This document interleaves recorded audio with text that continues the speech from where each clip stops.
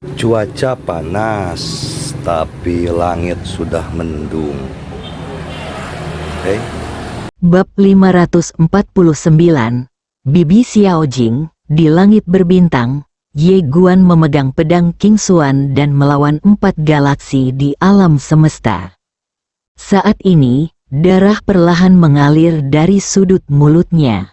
Meskipun dia mendapat berkah dari Ao Qian Qian, tubuh dan jiwanya mulai tidak mampu menahannya saat ini. Kekuatan 4 galaksi di alam semesta sungguh terlalu menakutkan. Pada saat ini, bayangan setelahnya tiba-tiba mengalir ke galaksi alam semesta. Salah satu raksasa tiba-tiba melotot dengan marah, lancang sekali. Saat suara itu jatuh, keempat raksasa itu menekan dengan keras pada saat yang bersamaan. Dalam sekejap, bintang-bintang di 4 galaksi alam semesta langsung terbakar, dan kekuatan mengerikan menyapu, seolah menghancurkan segalanya. Tetapi pada saat ini, bayangan setelahnya telah muncul di depan Ye Guan. Pada saat ini, Ye Guan benar-benar gila, dan dia dipukul dengan pedang. Bayangannya lebih cepat. Saat Ye Guanjian jatuh, itu langsung menunjuk ke alisnya. Ledakan, Ye Guan langsung tertahan di tempatnya oleh kekuatan misterius. Kemudian, bayangan itu tiba-tiba mengangkat kepalanya dan berubah menjadi aliran cahaya yang naik ke langit untuk menemui 4 bintang yang terbakar di alam semesta. Ledakan, aliran cahaya yang sangat besar ini benar-benar menghancurkan 4 bintang yang terbakar di alam semesta. Bersikaplah berani. Melihat pemandangan ini, salah satu raksasa tiba-tiba meraung. Dia hendak mengambil tindakan lagi, tetapi bayangan di bawah tiba-tiba terbang ke sisi Ye Guan, lalu mengangkatnya dengan tangan kirinya, dan menyapu ke depan dengan tangan kanannya. Aliran air ringan seperti pisau umumnya terpotong. Tertawa, sebuah retakan terkoyak dalam ruang dan waktu, dan bayangan di belakangnya membawa Ye Guan langsung ke dalam celah tersebut. Lancang, di galaksi, keempat raksasa itu meraung bersama, dan kekuatan dahsyat langsung membakar alam semesta galaksi di sekitarnya. Setelah waktu yang tidak diketahui, Ye Guan perlahan membuka matanya. Seolah memikirkan sesuatu, dia tiba-tiba duduk. Ye Guan memandang wanita berpakaian putih. "Siapa kamu?" Wanita berpakaian putih menoleh ke arah Ye Guan dan berkata sambil tersenyum, "Tebak." Ye Guan ragu-ragu sejenak, lalu berkata, "Bibi." Jejak keterkejutan muncul di mata wanita berbaju putih. "Bagaimana kamu tahu?" Ye Guan tersenyum pahit. Bagaimanapun, selama dia seorang wanita, dia pada dasarnya adalah seorang bibi. Pada saat ini, Ye Guan tiba-tiba merasakan angin harum bertiup ke arah wajahnya. Kemudian, wanita berpakaian putih muncul di depannya. Dia menatap Ye Guan dan berkata sambil tersenyum, "Kamu mengejutkanku. Tuan yang hebat." Terus anak buahnya masih hidup begitu lama. Ye Guan sedikit mengernyit. 4 jenderal hebat. Wanita berpakaian putih itu mengangguk. "Ya, mereka berasal dari jajaran dewa." Saya harus mengatakan, saya sedikit terkejut bahwa pemimpin sekte dari masa lalu benar-benar meyakinkan jajaran kuil ini. Ye Guan sedikit bingung, kekuatan macam apa kuil itu? Wanita berpakaian putih tersenyum dan berkata, "Rentang waktu yang diketahui sekarang memiliki sejarah 100 miliar tahun, dan mereka adalah kelompok orang kuat tertua." Ye Guan bingung, bukankah itu sekte masa lalu? Wanita berpakaian putih menggelengkan kepalanya. Sekte masa lalu didirikan 80 miliar tahun yang lalu, dan kuil-kuil ini 20 miliar tahun lebih awal dari mereka. Namun, pemimpin sekte masa lalu ini tidak sederhana. dia bukanlah orang yang tinggal di sungai waktu yang panjang ini. Mendengar ini, Ye Guan tertegun, bukankah ini seperti sungai waktu yang panjang? Wanita berpakaian putih itu mengangguk. Selama penyelidikan kami menemukan bahwa dia berasal dari masa yang tidak diketahui 100 miliar tahun yang lalu. Namun, kami tidak dapat mengetahui lebih banyak tentang asal-usulnya. Kami hanya mengetahui bahwa dia berasal dari masa yang tidak diketahui itu. Waktu. Kemudian dia mengalahkan beberapa yang disebut Dewa Pantheon pada waktu itu. Sejak itu, Pantheon Dewa telah mundur dari panggung sejarah. Dan kemudian dia mendirikan sekte masa lalu. Berbicara tentang ini, dia sedikit mengernyit. Saya tidak menyangka kuil yang telah lama menghilang akan benar-benar muncul. Ye Guan memandang wanita berpakaian putih dan bertanya, "Kamu menyebut apa, Bibi?" Wanita berpakaian putih itu melirik ke arah Ye Guan dan berkata sambil tersenyum, "Kamu bisa memanggilku Bibi Xiao Jing."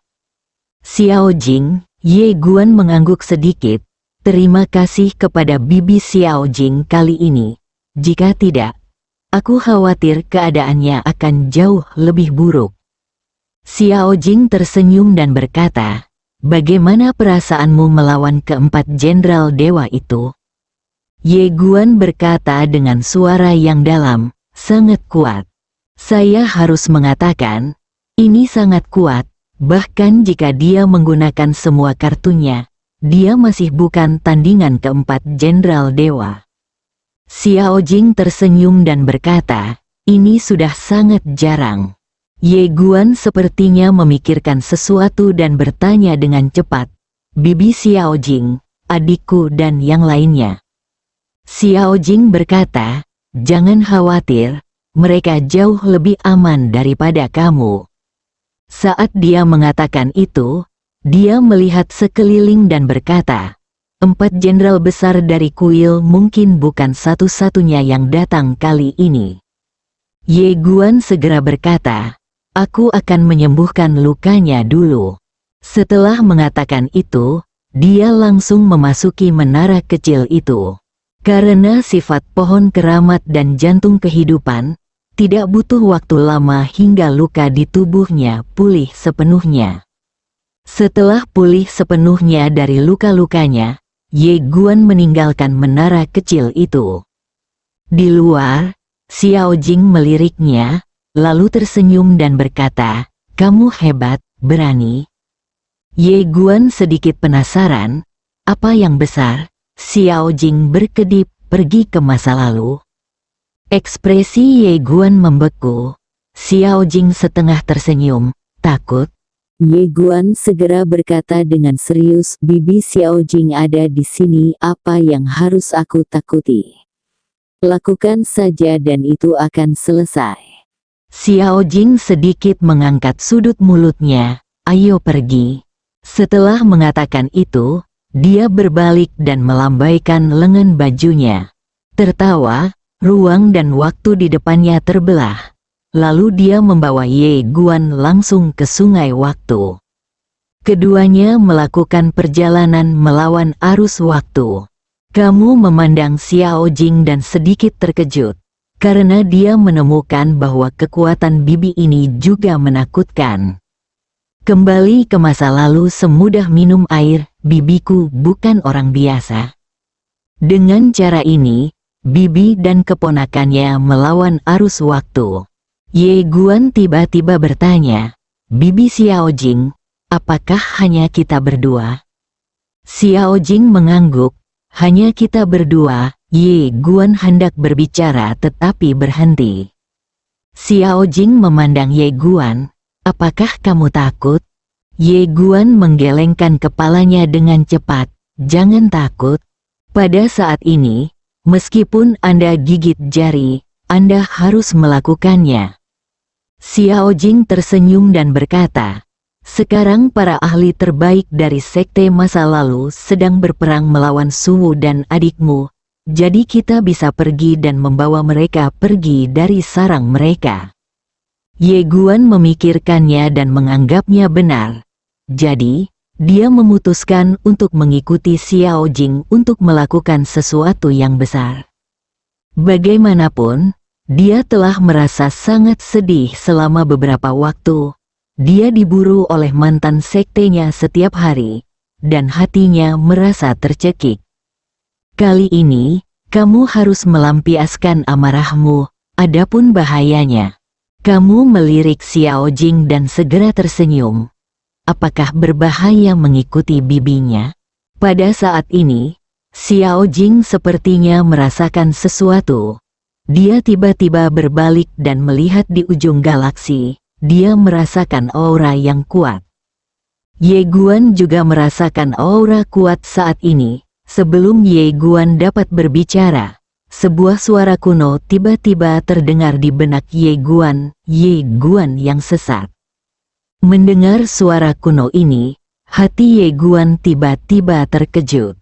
Saat ini, Xiao Jing tiba-tiba berbalik dan berteriak dengan marah, "Aku tidak sebesar ibumu, keluar!" Saat dia berbicara, dia melambaikan lengan bajunya, dan kekuatan yang kuat keluar, langsung menghancurkan suara kuno itu.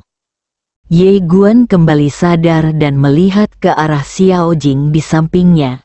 Xiao Jing berkedip dan berkata, "Saya biasanya tidak menggunakan kata-kata kotor." Ye Guan tersenyum dan berkata, "Bibiku terus terang dan terus terang, itu cukup bagus." Xiao Jing tertawa dan kemudian langsung menghilang bersamanya. Setelah berjalan lama, Ye Guan menemukan bahwa 4 aura kuno masih mengejar di belakangnya. Jadi dia menoleh untuk melihat Xiao Jing di sampingnya. "Bibi, apakah kamu ingin menyingkirkan keempat dewa kuil ini dulu? Akan?" Xiao Jing meliriknya dan kemudian berkata, "Bunuh mereka dulu." Ye Guan mengangguk, "Bunuh mereka lalu pergi ke sekte masa lalu." Xiao Jing tersenyum dan berkata, "Oke, bagaimana kalau aku menembak 3 dan kamu menembak 1? Ye Guan segera berkata, "Oke." Mendengar perkataan Ye Guan, Xiao Jing segera berhenti bersamanya. Dan bibi serta keponakannya menoleh untuk melihat ujung sungai panjang waktu di kejauhan. Di sana, keempat aura itu semakin kuat dan dekat. Segera, waktu dan ruang di sekitar Ye Guan dan Xiao Jing tiba-tiba menjadi ilusi. Dalam sekejap, bibi dan keponakannya tiba di langit berbintang yang luas.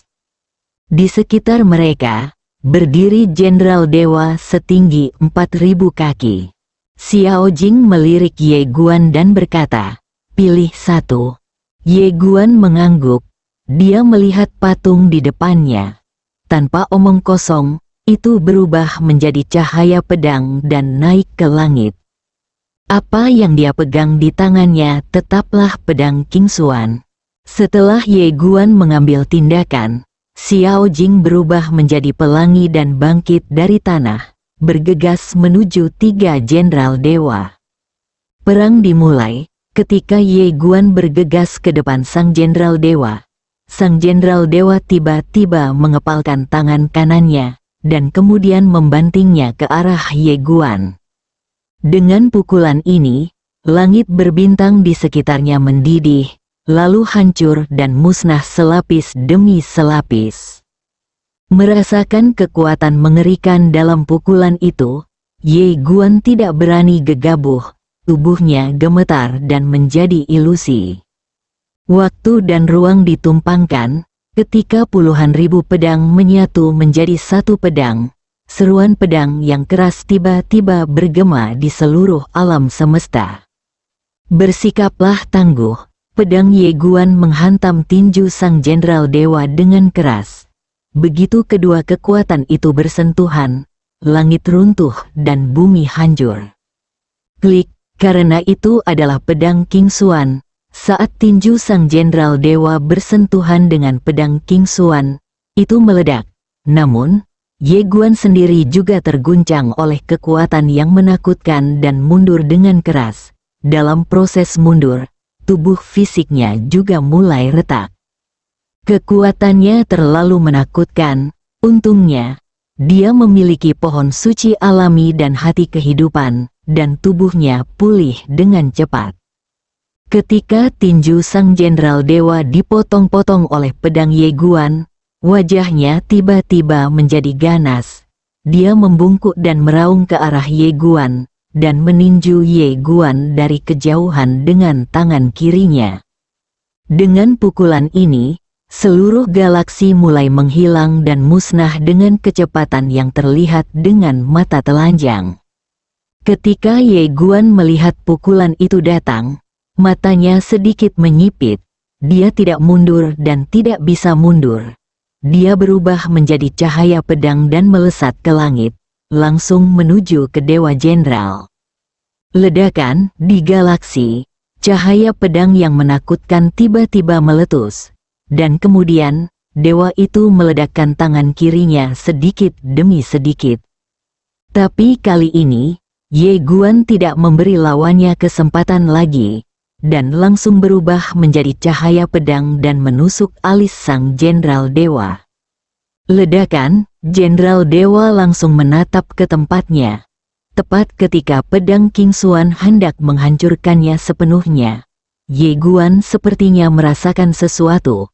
Wajahnya tiba-tiba berubah drastis, dan matanya penuh ketidakpercayaan. Bagaimana mungkin?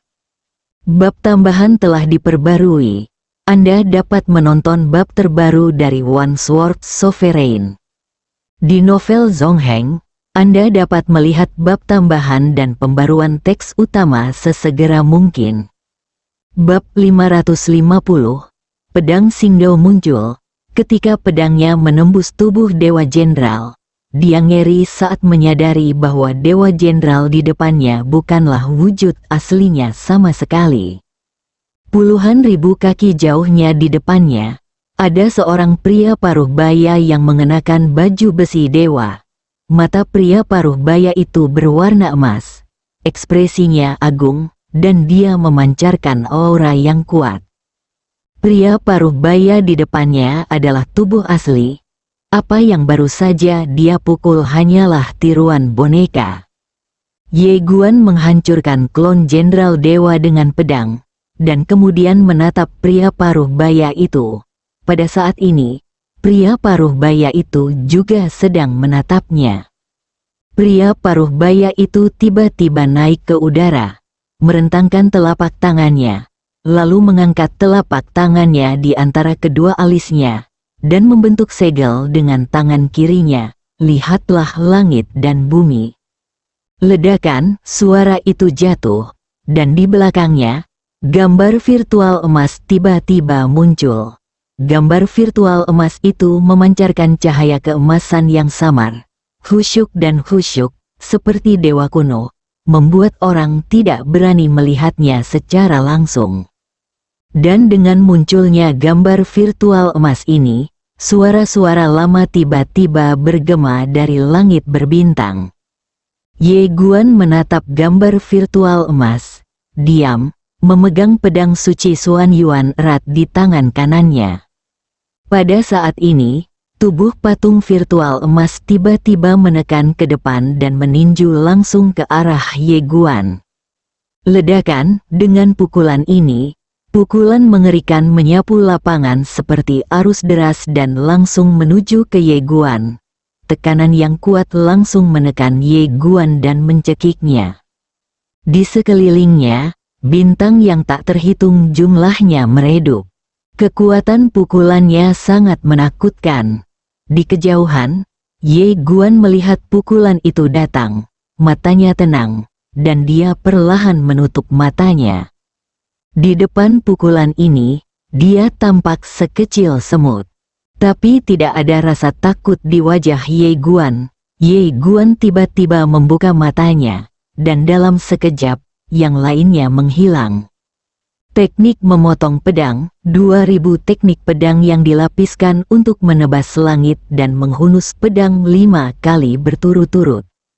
Berdengung, saat pedang Ye Guan keluar, suara pedang tiba-tiba merobek suasana paksaan di depannya. dan kemudian cahaya pedang menghantam langsung ke tinju. Ledakan saat pedang ini menyerang, tinju setinggi 10.000 kaki itu meledak ke tanah akibat hantaman pedangnya.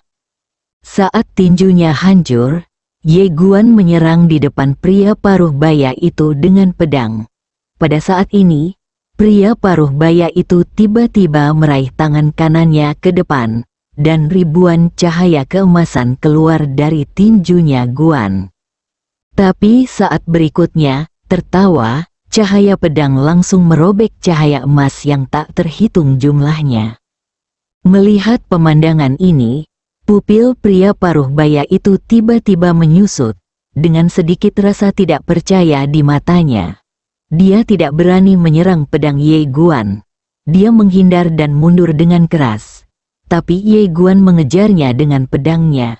Cahayanya menembus galaksi dan alam semesta, langsung membunuh pria paruh baya itu.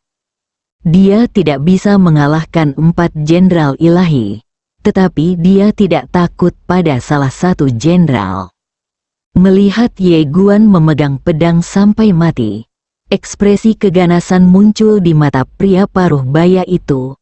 Dia berhenti mundur, membuka telapak tangannya, mengatupkan kedua tangannya, dan diam-diam melafalkan mantra misterius kuno. Cahaya keemasan tiba-tiba keluar dari tubuhnya. Ye Guan, yang baru saja bergegas ke depan pria paruh baya itu, melihat cahaya emas yang tak terhitung jumlahnya, mengangkat tangannya dan menebas dengan pedangnya. Ledakan, saat cahaya keemasan dan cahaya pedang meletus, keduanya mundur secara bersamaan. Setelah Ye Guan berhenti, dia hendak mengambil tindakan lagi, tetapi pada saat ini, Dewa Jenderal di kejauhan tiba-tiba menunjuk dengan marah ke arah Ye Guan, hukuman Tuhan. Ledakan di atas kepala Ye Guan, ruang dan waktu terbelah, dan kemudian, cahaya keemasan jatuh lurus ke bawah, langsung menutupi Ye Guan. Dalam sekejap, tubuh Ye Guan mulai dimusnahkan sedikit demi sedikit pada saat ini. Melihat pemandangan ini, Ye Guan mengerutkan kening. Dia melambaikan lengan bajunya dan menebaskan cahaya pedang. Namun, begitu cahaya pedangnya bersentuhan dengan cahaya keemasan di depannya, cahaya itu hancur. Ye Guan sedikit terkejut. Pria paruh baya itu menatap Ye Guan dan mencibir. Ini adalah hukuman dari surga. Bagaimana kamu, sebagai manusia, bisa melanggarnya? Ye Guan mengangkat tangannya dan memukul dengan pedangnya. Tertawa, cahaya keemasan itu terkoyak dalam sekejap. Dia menebas dengan pedangnya lagi. Ledakan, cahaya keemasan langsung pecah. Melihat pemandangan ini, pria paruh baya itu tercengang. Ye Guan memandang pria paruh baya itu dengan ringan. Hukuman Tuhan, apakah ini? Pria paruh baya itu menatap ke arah Ye Guan dan hendak berbicara. Tetapi Ye Guan sama sekali tidak ingin berbicara omong kosong dengannya, dan langsung menghilang ke dalam sinar cahaya pedang. Tertawa, di lapangan, cahaya pedang menyala. Di kejauhan, pria paruh baya itu sepertinya merasakan sesuatu. Pupil matanya tiba-tiba menyusut, dan dia mundur dengan kasar. Dia tidak berani memaksakan pedang Ye Guan sekarang. Pedang itu terlalu kuat dan akan membunuh atau melukainya jika dia menyentuhnya. Melihat pria paruh baya itu hanya mundur alih-alih bertarung, Ye Guan segera mengerutkan kening. Dia melirik pria paruh baya itu dan berkata, "Kamu hanya tahu cara melarikan diri." Menghadapi sarkasme Ye Guan, pria paruh baya itu tidak marah. Dia melirik pedang di tangan Ye Guan dan berkata, "Jika kamu memiliki kemampuan, jangan gunakan pedang ini." Ye Guan mengangguk. Oke, setelah mengatakan itu, dia menyingkirkan pedang King Xuan, menggantinya dengan pedang suci Xuan Yuan, dan kemudian bergegas menuju pria paruh baya itu lagi. Melihat Ye Guan mengganti pedangnya, pria paruh baya itu mencibir, lalu gemetar dan langsung meninju Ye Guan. Dan saat tinjunya hendak menyentuh pedang Ye Guan, pedang suci Xuan Yuan di tangan Ye Guan tiba-tiba berubah menjadi pedang King Xuan. Melihat pemandangan ini, ekspresi pria paruh baya itu tiba-tiba berubah drastis. Kamu tertawa, pedang Ye Guan menembus langsung ke tangan pria paruh baya itu, dan kemudian menembus ke dalam tubuhnya melalui tinjunya. Ledakan, pria paruh baya itu terjepit di tempatnya oleh pedang Ye Guan dan tidak bisa bergerak lagi. Pria paruh baya itu menatap Ye Guan, "Kamu berbohong kepada Tuhan." Ye Guan berkata dengan tenang, "Tuhan, bibiku Sukun pernah berkata bahwa orang yang mengaku sebagai dewa hanyalah sekelompok orang yang relatif berkuasa. Terlebih lagi, yang disebut dewa ini sangat bodoh dan tidak tahu betapa kecilnya mereka." Kegilaan, pria paruh baya itu tiba-tiba meraung dan menyela kata-kata Ye Guan, "Bibimu itu hanyalah seekor semut, beraninya kamu berbicara tentang Tuhan." Pada saat ini, sebuah pedang tiba-tiba jatuh langsung dari kepala pria paruh baya itu. Ledakan, pria paruh baya itu langsung tercengang. Ketika Ye Guan melihat pedang itu, jantungnya tiba-tiba melonjak. "Astaga, ini adalah pedang berjalan, brengsek. Bukankah bibi dengan rok polos pergi bermain ribet? Bagaimana Anda masih bisa menggunakan trik ini untuk membunuh orang dari jarak jauh?" Pada saat ini, pedang Xingdao melayang perlahan. Melihat pedang Xingdao, Ye Guan dengan cepat berkata, "Xiao Dao." Pedang Xingdao bergetar sedikit, dan kemudian melayang di depan Ye Guan. Ia secara alami mengetahui Ye Guan. Ia telah mengikuti Ye Guan untuk waktu yang lama pada saat itu, jadi tentu saja ia tidak akan memilih untuk mengabaikannya. Melihat pedang Xingdao mengenalinya, Ye Guan tiba-tiba merasa senang. Dia mengulurkan tangannya untuk memegang pedang Xingdao, tetapi pedang Xingdao tidak melawan. Ye Guan bertanya, "Di mana bibi?" Pedang Xingdao bergetar, lalu berubah menjadi cahaya pedang dan menghilang di ujung galaksi.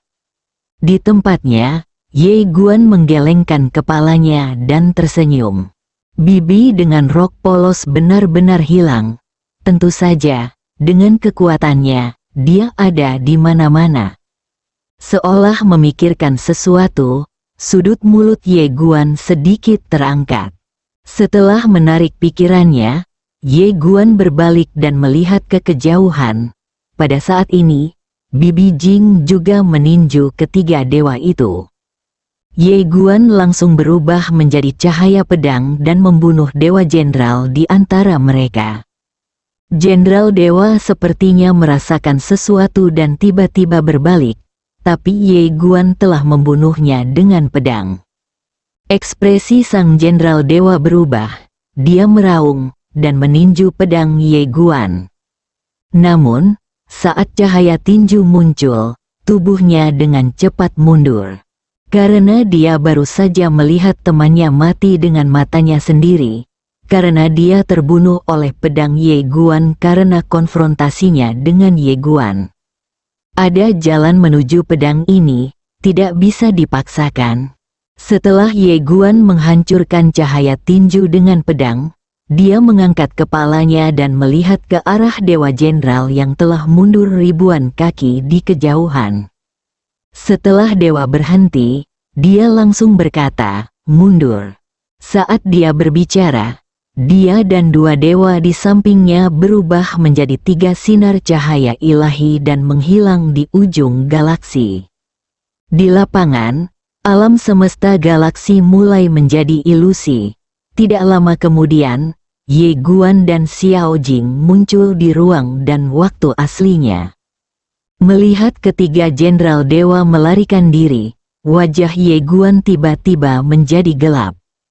Sayang sekali, alangkah baiknya jika ketiga jenderal dewa ini bisa ditangani secara langsung. Xiao Jing tiba-tiba menatap Ye Guan, itu tadi pedang Xingdao. Ye Guan mengangguk, ya, pedang berjalan. Xiao Jing mengangguk sedikit dan tidak berkata apa-apa lagi.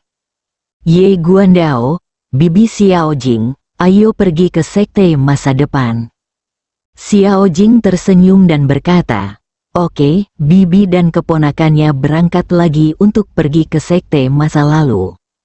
Di perjalanan, Ye Guan bertanya, bibi Jing, apakah kamu tahu banyak tentang kuil ini? Xiao Jing menggelengkan kepalanya.